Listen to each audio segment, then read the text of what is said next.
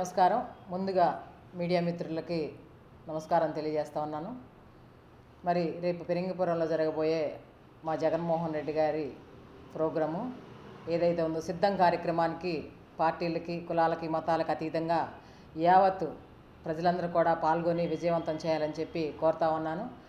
అలాగే ఎవరైతే వైఎస్ఆర్ కాంగ్రెస్ పార్టీ సభ్యులు ఉన్నారో, కార్యకర్తలు కానీ, నాయకులు కానీ ఈ యొక్క మీటింగ్ని సిద్ధం అనే కార్యక్రమాన్ని యావత్ రాష్ట్రం మొత్తం మరి తుళ్ళిపడి చూసే విధంగా విజయవంతం చేయాలని చెప్పి కేడర్ని కూడా కోరుకుంటా ఉన్నాను. దయచేసి గమనించండి.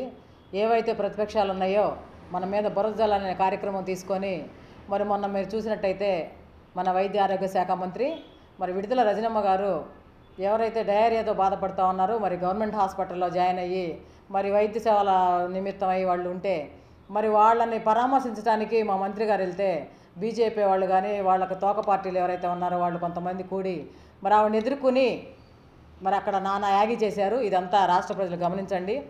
రాష్ట్రంలో జరుగుతున్న విధానాన్ని మీరు ఒక్కసారి కళ్ళతో చూసి ఏ నాయకుడైతే మీకు న్యాయం చేస్తూ ఉన్నాడో, ఏ నాయకుడు వస్తే మరి రాష్ట్రం బాగుపడుతుందో, ఏ నాయకుడైతే సంక్షేమ పథకాలు అందిస్తామని అంటున్నారో ఆ నాయకుడికి పట్టం కట్టాలని చెప్పి గతంలో చూసినట్టయితే మీరు చంద్రబాబు నాయుడు ప్రభుత్వంలో ఎస్సీ, ఎస్టీ, బీసీ మైనార్టీలు ఎవరైతే ఉన్నారో మరి అందరూ కూడా మరి ఏ సంక్షేమం కూడా లబ్ధి పొందక, ఏ సంక్షేమం కూడా రాకుండా 600 హామీలు అడ్డంగా ఇచ్చి ఓట్లు దండుకొని మరి పరిపాలన మొదలుపెట్టిన దగ్గర నుంచి చంద్రబాబు నాయుడు ఒక నీచ రాజకీయాలకి తెరతీస్తూ మరి ఎక్కడ పడితే అక్కడ దాచుకునే విధంగా మరి ప్రవర్తించాడు. ఆ రోజున ప్రకృతి కూడా మరి చంద్రబాబు నాయుడికి సహకరించలేదు.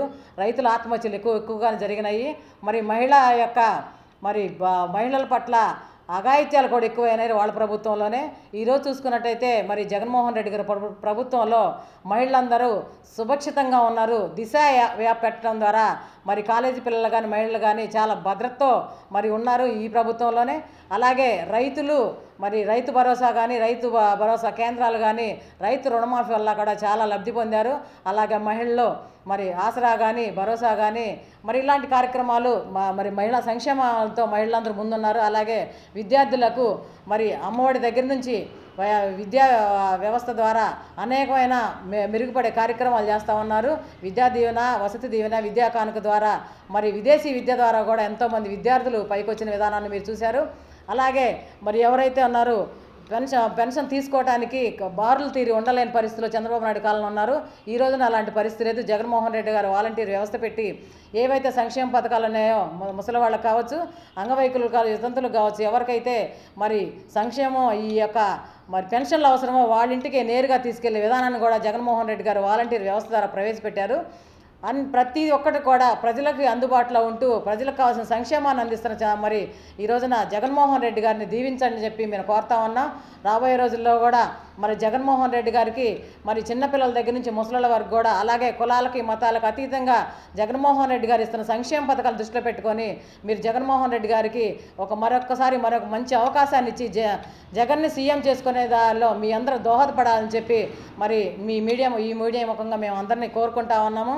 అలాగే రేపు సిద్ధం కార్యక్రమాన్ని తప్పకుండా విజయవంతం చేస్తారని చెప్పి కూడా మీ అందరి ద్వారా మరి మేము ఆశిస్తూ ఉన్నామని తెలియజేస్తూ ఉన్నాం.